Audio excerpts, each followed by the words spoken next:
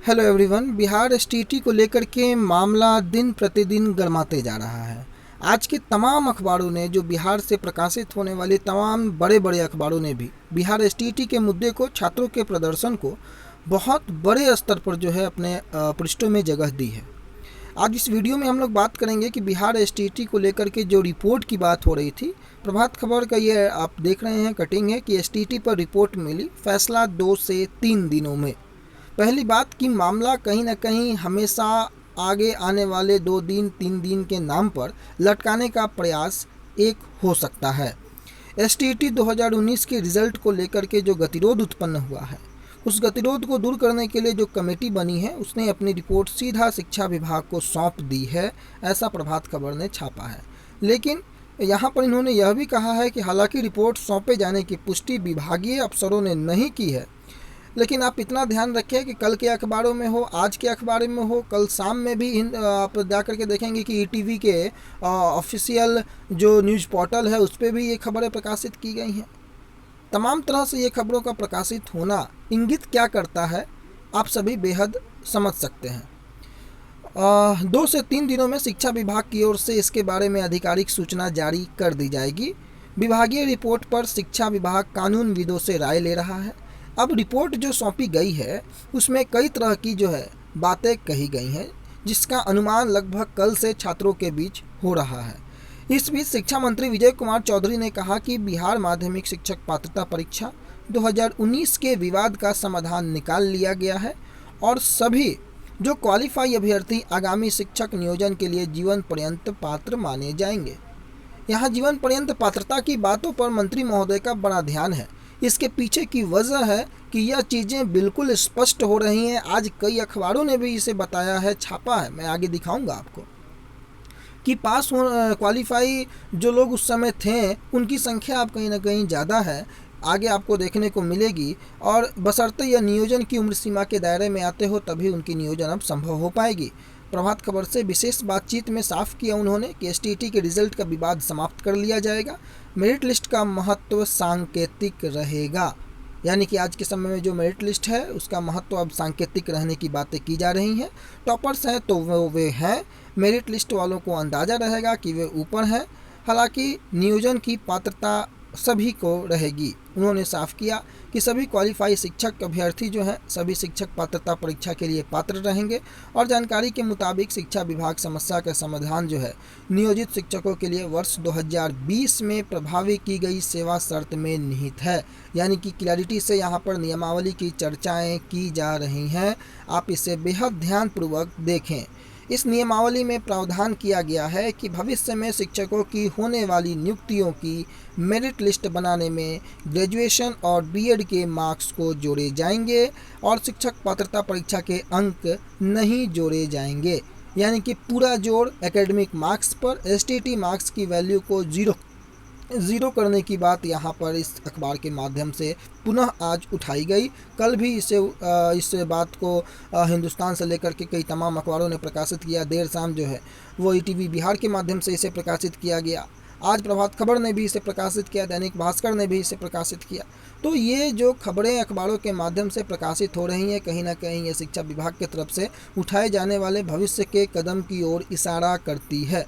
शिक्षक पात्रता परीक्षा के अंक अब नहीं जोड़े जाएंगे और इस आधार पर एसटीटी जो है वो अब सिर्फ पास करना ही अनिवार्य रह गया, क्योंकि मंत्री महोदय के पास आज के समय में इसके अलावा सभी कैंडिडेटों को जॉब देने का आश्वासन के अलावा कोई उपाय उनके पास नहीं है। लेकिन क्या आश्वासन से पेट भरता है? क्या नौकरी सभी को पसंद नहीं है? क्या लोग पंचवर्षीय योजनाओं की तरह इस शिक्षक नियोजन प्रक्रिया में लगातार नियोजन इकाइयों के धक्के खाते रहें आने वाले 5 वर्षों 10 वर्षों तक? ये कहाँ तक सही है, इसका भी जवाब मंत्री महोदय को देना होगा। ऐसी स्थिति में शिक्षा विभाग अब जो लिस्ट जारी करेगा, उसमें सभी उत्तीर्ण अभ्यर्थी 7वें चरण के लिए क्वालिफाइड मान लिए जाएंगे। यानी कि यहाँ शिक्षा विभाग की तरफ से लिस्ट जारी करने की बातें भी, जिसमें सभी उत्तीर्ण अभ्यर्थी जो है वो 7वें चरण के लिए अब क्वालिफाई माने जाएंगे। अब यहाँ पर आ जाइए, यहाँ पर देखिए कि मेरिट लिस्ट में 30,665 के साथ साथ जो है 35,000 क्वालिफाइड भी। मतलब यहाँ इस अखबारों ने यहाँ पर क्लियर किया कि लगभग 30,665 का तो मेरिट लिस्ट में नाम है, लेकिन लगभग इन्होंने तो 35,000 एग्जैक्ट फिगर दे दिया है। पता नहीं कि इन्हें ये संख्या कहाँ से बताई गई है। हो सकता है कि कोई खबरें इनके पास हो, लेकिन मैं इस खबर के आधार पर बोल रहा हूँ कि अगर ऐसी स्थिति है तो लगभग 65,500 लोग 37,000 सीटों के लिए 65,500 लोग क्वालिफाई कर गए हैं। और ऐसी स्थिति में सीटों की संख्या को बढ़ाए बिना काम कैसे होगा? अगर 37,000 शिक्षकों की नियुक्ति हो जाती है बिहार में एसटीटी 2019 के लिए अलॉट सीटों पर, उसके बाद भी 35,000 क्वालिफाइड बचते हैं, तो वो 35,000 कौन से विषय के कितने अभ्यर्थी, ये तय करना अभी विभाग का काम है, ये जारी करना विभाग का काम है। बहुत बड़ा कन्फ्यूजन यहाँ पर क्रिएट होने वाला है कि ये 35,000 अभ्यर्थी कौन से सब्जेक्ट के हैं, सबसे बड़ी बात। और ये 35,000 क्वालिफाइड के बारे में जानकारी का सोर्स क्या है? मंत्री बोले कि जो क्वालिफाई हैं उन्हें भी शिक्षक नियुक्ति में शामिल होने का मौका, जो कि पुरानी बातें हैं। 4 सदस्यीय कमेटी की रिपोर्ट के आधार पर गलती सुधारी जा रही है, यानी कि मंत्रालय ने, विभाग ने यह एक्सेप्ट किया है कि गलतियां उनसे हुई है और वही गलती को जो है 4 सदस्यीय कमेटी के माध्यम से सुधारने का प्रयास किया जा रहा है। अब सवाल है कि बहाली नियोजन इकाई से तो बीएसईबी ने क्यों बना दी मेरिट लिस्ट, जिसको लेकर के लगातार मैं प्रश्न उठा रहा हूं कि बीएसईबी केवल एग्ज़ाम कंडक्ट करने वाली संस्था थी, बीएसईबी के पास कोई अधिकार नहीं मेरिट बनाने का। फिर बीएसईबी ने मेरिट कैसे बनाई? क्योंकि शिक्षक नियोजन इकाई के माध्यम से होनी है बहाली।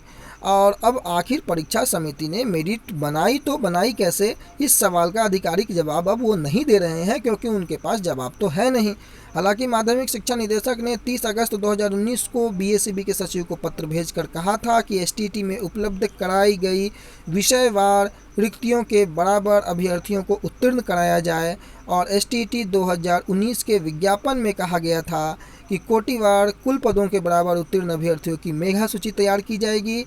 अब मार्च में जो रिजल्ट दिया गया उसमें कोटिवार रिजल्ट नहीं दिया गया था, अब इसे सुधार कर कोटिवार कर दिया गया है। ऐसे में जो पहले अभ्यर्थी मेरिट लिस्ट में थे, कोटि के आधार पर मेरिट लिस्ट से बाहर हो गए।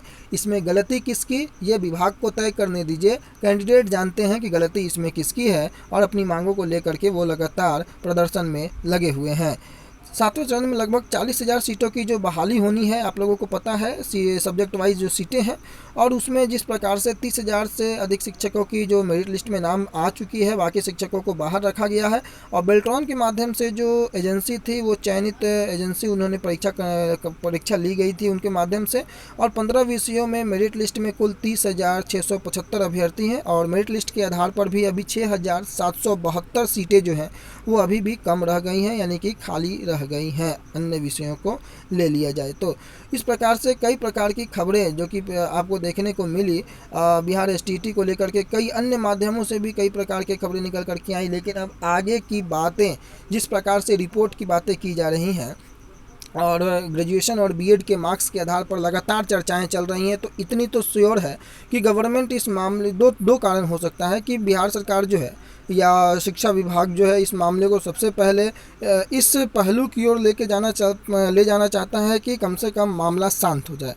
सभी जो क्वालिफाई अभ्यर्थी हैं, मंत्री अपने बातों के अकॉर्डिंग सभी की नौकरी पक्की होने की बातों को लेकर के सहमति प्रदान कर देंगे उसमें, लेकिन वो नौकरी कब होगी इसकी गारंटी वो नहीं देंगे। क्योंकि क्वालिफाई होने वाले सभी लोगों की नौकरी एक दिन हो जाए ये संभव नहीं है, ऐसी भी खबरें निकल करके आई हैं।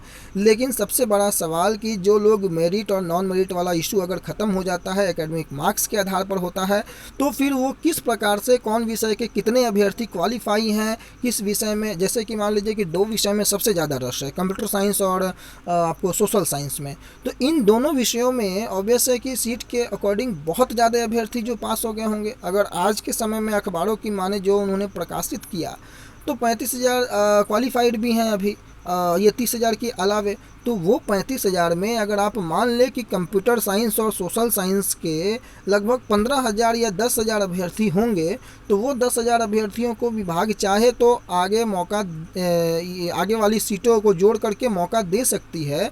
क्योंकि 35,000 क्वालिफाइड बचे हुए हैं, 33,916 अभी रिक्त सीटें बची हुई हैं, जिनमें 5,000 से अधिक सोशल साइंस की सीटें हैं कैबिनेट की स्वीकृति मिलने के बाद, 1,000 अतिरिक्त कंप्यूटर साइंस की सीटें हैं। तो विभाग चाहे तो ऐसी प्रक्रिया लगा करके सारे अभ्यर्थियों को ज्वाइनिंग दे सकता है, लेकिन क्या बिहार सरकार, शिक्षा विभाग, बीएसीबी इन सभी चीज़ों को इतनी आसानी से सॉल्व करने के पक्ष में है, या मामला कोर्ट कचहरी और कागज़ों में लिपट करके सालों साल रहने की तरफ मूव कर रहा है? ये सोचने वाली बात होगी। रिपोर्ट जब तक आधिकारिक रूप से नहीं आ जाती है तब तक आप सभी को उस चीज़ का इंतज़ार करना होगा। आज भी शिक्षा मंत्री महोदय ने मिलने के लिए, मुलाकात के लिए वक्त दिया है। अब वो मुलाकातों में किस प्रकार से फिर बातें करते हैं, क्या कुछ अपडेट निकल कर के आता है, थोड़ी देर में जैसे ही कोई अपडेट आएगा मैं आपको अपडेट करूंगा उस चीज़ से। लेकिन मुद्दा मुख्य यही होना चाहिए लगातार जोर से कि सारे क्वालिफाइड की नौकरी तत्काल प्रभाव से दी जाए, 7वें चरण में ही दी जाए, क्योंकि अगर आप ढीले पड़े तो मामला डिरेल हो जाएगा और मेरिट में हो या नॉन मेरिट में हो सभी के लिए ये नुकसानदायक होगा। चाहे आप कोई भी कैटेगरी के कैंडिडेट हों, आपको नौकरी चाहिए। एकजुट हो करके गवर्नमेंट पे जो प्रेशर पड़ा है उस प्रेशर का लाभ उठाइए, अपनी बातों को पुख्ता तौर पर रखने का प्रयास कीजिए और किस प्रकार से ज्वाइनिंग जल्दी हो। साथ में अगर सीटों की संख्या कम हो जा रही है तो गवर्नमेंट के पास सीट बढ़ाने घटाने की जो है अधिकार है, वो सीटों को नया ऐड करके और सभी लोगों की बहाली जो है एक बार करे। और इस दिशा में अगर कदम बढ़ता है तो वो बेहद अच्छी बात है, क्योंकि ये मेरिट वाले हो नॉन मेरिट वाले हो सभी आप लोग एक दूसरे के भाई हैं, कोई एक दूसरे का दुश्मन यहाँ नहीं है। और बहाली सभी के लिए नितांत आवश्यक है, चाहे वो कोई भी कैंडिडेट हो। सभी नौकरी के लिए एग्जामिनेशन की तैयारी करके इस एग्जामिनेशन को भरे कोरोना काल में 20-20 हज़ार के गाड़ी को बुक करके इस कोविड के सिचुएशन में कई लोगों को उस एग्जामिनेशन को देने के बाद कोविड हुआ है, तो ऐसे सारी परिस्थितियों से रूबरू होते हुए लोगों ने उस एग्जामिनेशन में अपीयर किया है, वहाँ एग्जामिनेशन क्वालिफाई किया है, अच्छे अंकों के साथ उन्होंने क्वालिफाई किया है। उसके अलावे सामाजिक रूप से हो चाहे मानसिक रूप से हो, एक अलग तरीके की 3 महीने से उनके मनों में उम्मीदों का जो सागर है वो गागर भरता हुआ चला आ रहा है। और आज के समय में किसी के साथ अगर ये परिस्थिति हो तो वो कहीं ना कहीं बेहद दुखदायक है।